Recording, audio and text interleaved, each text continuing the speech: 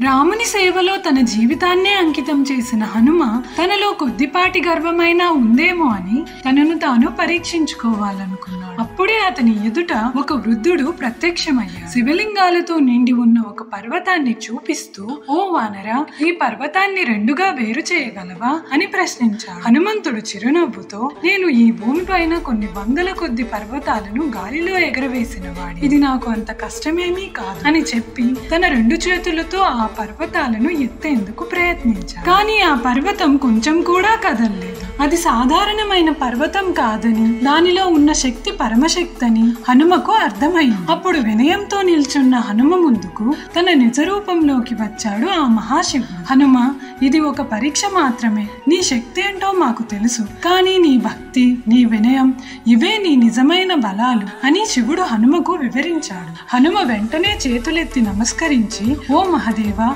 నా లోపలి తుది గర్వపు ధూళిని తొలగించినందుకు మీకు ధన్యవాదాలు" అని చెప్పాడు. అందరూ సబ్స్క్రైబ్ చేసుకుని చెప్పండి. జై హనుమాన్, జై మహాదేవ.